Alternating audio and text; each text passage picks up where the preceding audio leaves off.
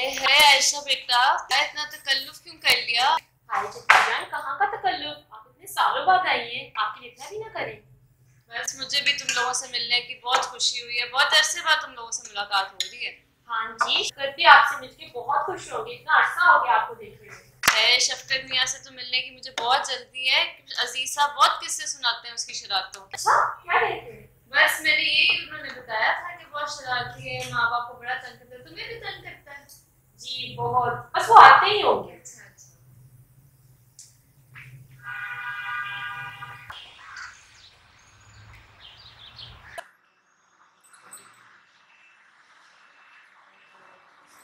मुझे लगता है अजीज साहब आ गए। अच्छा अच्छा। अस्सलाम वालेकुम।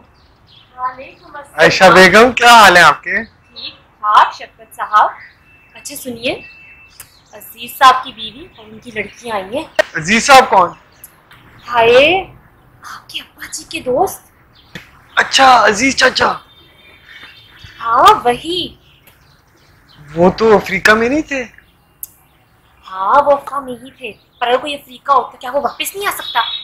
अब तुम लगी नींद में करने। आप तो चिल्लाने लगे। दरअसल वो अफ्रीका में ही है, पर उनकी बीवी यहाँ अपनी बेटी की शादी करने आई है।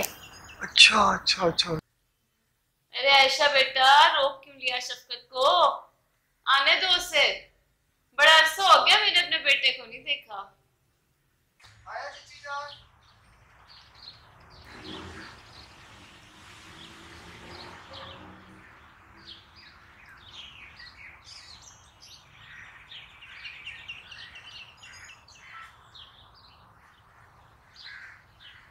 अरे आओ शफकत मियाँ। क्या हाल चाल है? बिल्कुल ठीक ठाक अल्लाह। बड़ी देर बाद देखा आपको। बस देख लो बेटा, ऐसे ही है। यही जवान है है। अभी तक आप। ना बेटा, बुढ़ापा आ गया है। बच्चों सलाम करो भाई को। अस्सलाम वालेकुम भाईजान।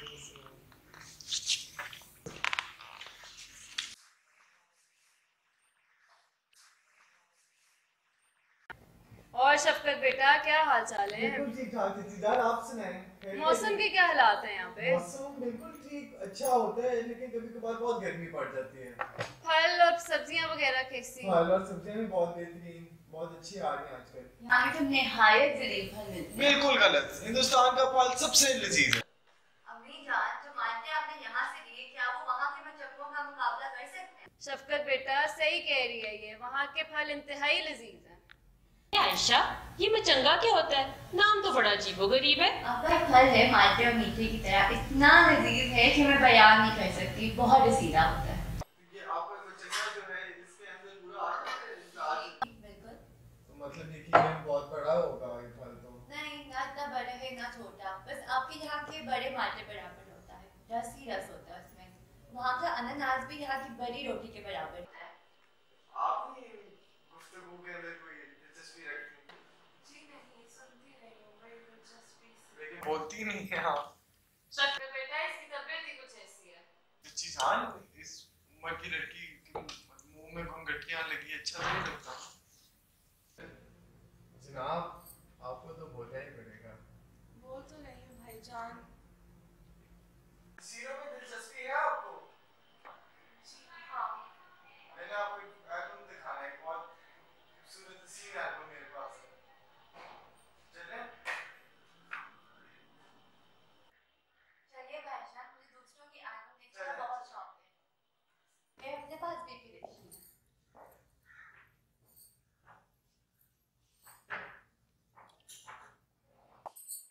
आइए आइए।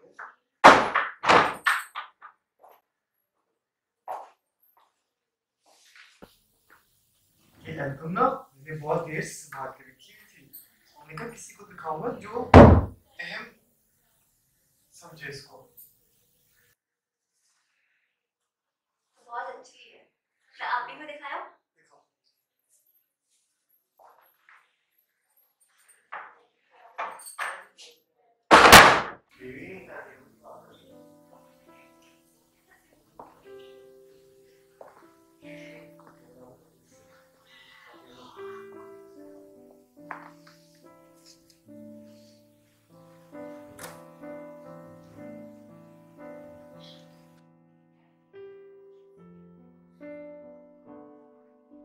वो इस कदर खामोश क्यों है? तस्वीरें देखने इसके साथ क्यों नहीं आई? जब मैंने उसको चलने के लिए कहा तो आयशा ने मेरा हाथ क्यों दबाया? उस इशारे का क्या मतलब था जो आंखों से किया गया?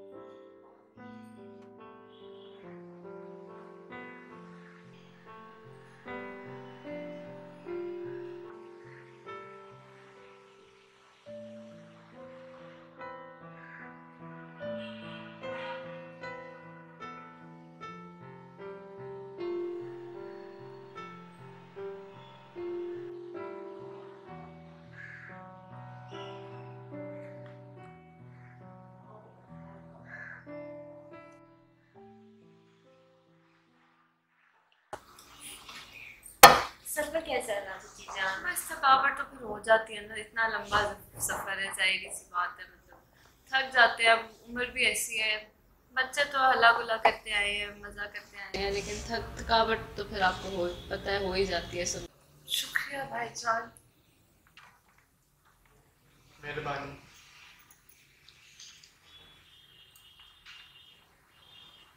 जरा चाय तो पिलाएं। ये प्रिविलेज तो आप लड़कियों का ही है। मैं बनाती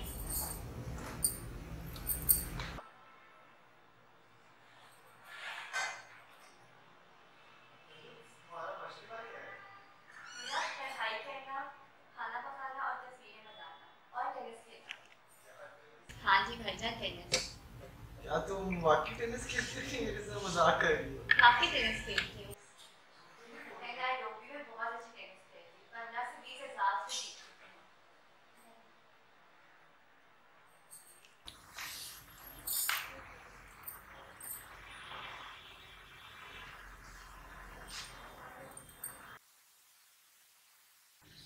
चलो आयशा बेटा, अब हमें चलना चाहिए। वो चीची अभी तो आई थी, हाँ बैठे। बेटा इंशाल्लाह जिंदगी रही तो फिर मिलेंगे। अच्छा।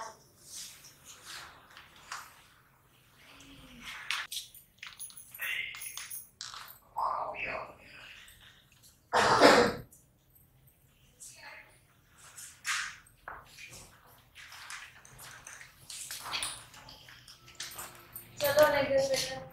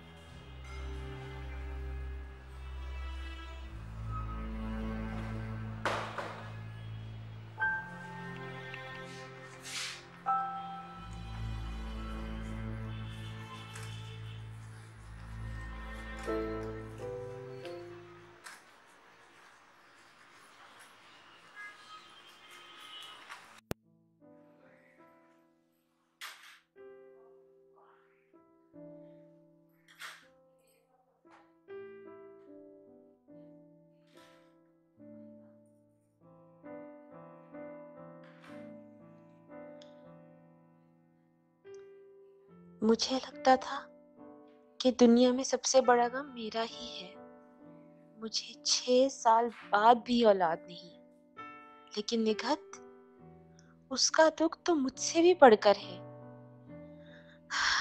बेशक अल्लाह किसी को इतनी मुश्किल में डालता है जितनी वो बर्दाश्त कर सके। आयशा, ये निगत को क्या हुआ है? 3 साल की नन्ही मुन्नी बच्ची थी जब एक हादसे में अपाहिज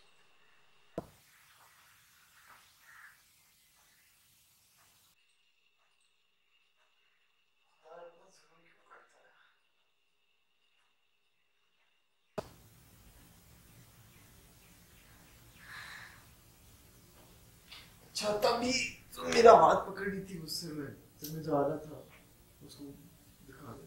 हाँ और क्या, तो बार बार कसम नहीं पता था मुझे। उसको इस बात का एहसास है कि वो एक अपाहिज है। मैंने मुझे बोला तुम कैसे मेरे सीने के अंदर किसी लड़की की मौत किया। जब वो आई तो मुझे बहुत दुख हुआ, बेचारी, उसको गुस्से खाने जाना था। एक जगह उसकी माँ और एक जगह उसकी बहन, दोनों ही उसे अंदर लेकर गई और दोनों ही बाहर आई।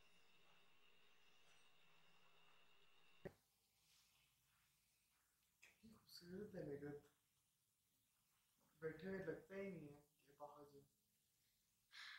बड़ी ज़हीन लड़की है। हाँ, उसकी अम्मा ने कहा था, जब उससे उन्होंने शादी की बात की ना, तो उसने कहा कि मैं कभी शादी नहीं करूंगी, सारी जिंदगी कुंवारी रहूंगी। क्यों? उसको ये एहसास है कि उसके साथ शादी नहीं करेगा। शफकत साहब, एक अपाहिज लड़की से कौन शादी करेगा? नहीं ऐशा ऐसे मत कहो। इतनी बड़ी कुर्बानी कौन देगा शफकत साहब? सही कहती हो। बेचारी अच्छे खासे खाते पीते घर की लड़की है वो, सब ठीक है, मगर तुम्हारी सारी बातें मैं समझता हूँ, लेकिन शफकत साहब, मर्दों के दिल में रहम कहाँ? ऐशा ऐसे तो मत कहो। मैं सब जानती हूँ, आप कोई उसकी लच्छा से मर्द ढूंढे ना जो इस शादी के लिए राजी हो। सही कहती हो। क्या मैं बेचारी सारी उम्र ऐसी ही जिंदगी गुजारेगी? नहीं। क्या मतलब, आपको उससे हमदर्दी है? दर्दी दर्दी हाँ, तुम्हें नहीं? क्यों नहीं? कसम खा के कहो तुम्हें है। हाय, ऐसी लड़की से किसको हमदर्दी नहीं होगी?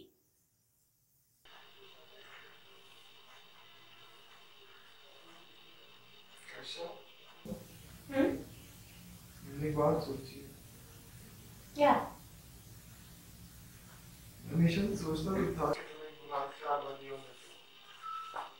और आज इस सोच को तुमने यकीन में तब्दील कर दिया।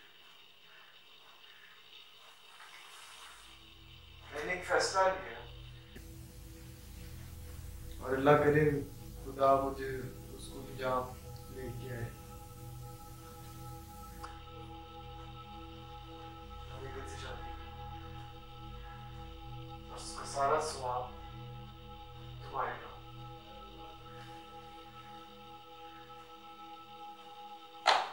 शफकत साहब, अगर आपने उससे शादी की तो मैं आपको गोली मार दूंगी।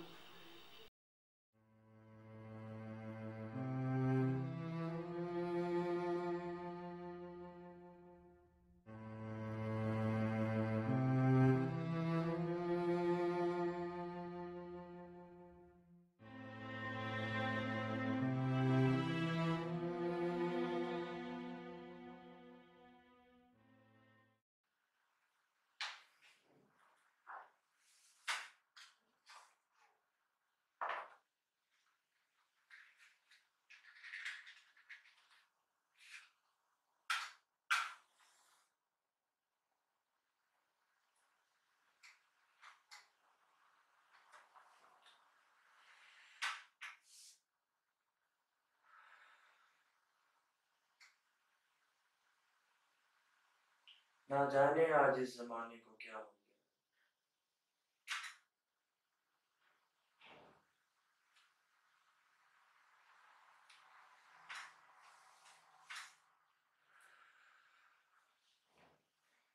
अगर मुझसे पूछो तो मैं ये कहूँगा कि आज हमने मुनाफकत के पल्लू को अपने जिस्म के साथ कुछ इस तरह से ओढ़ लिया है जैसे एक ज़ईफ या लाचार आदमी सर्द रातों में किसी गर्म चादर को अपने जिस्म के साथ अपनी जिंदगी की आखिरी उम्मीद समझ के ओढ़ लेता है। आज हमें इस चीज़ का अंदाज़ा ही नहीं कि किस तरह मुनाफकत जैसी लानत हमारे खून में रच बस गई। आज इस चीज का अंदाजा करना मुश्किल ही नहीं, नामुमकिन है कि कोई किस नीयत से आपसे या किसी और से हमदर्दी दिखा रहा हूँ। क्या ये वही दौर है जिसकी हमें बाईत सुनाई गई थी?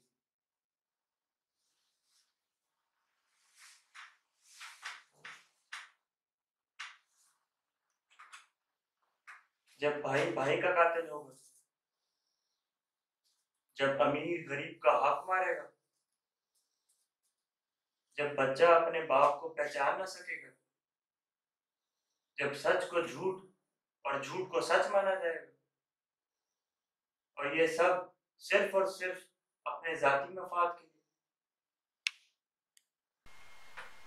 आज हमने दोगलेपन को अपना किबला ऐन तस्लीम कर लिया है, जिसकी वजह से हम कमज़ोर, डरपोक और बुज़दिल हो गए।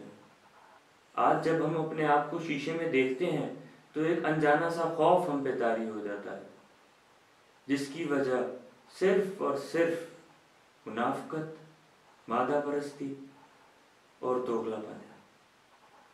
मेरे अफसानों के किरदार महज तो कुछ नहीं, लेकिन बस आईने में नमूदार होने वाला मुआशरे का एक अक्स है, जो हमें इस चीज़ का मौका देता है कि हम अपने चेहरे पे लगे मुनाफिकत, मफाद परस्ती और दोगलेपन जैसे काले धब्बों को साफ करके अपने डर पर काबू पा सकें।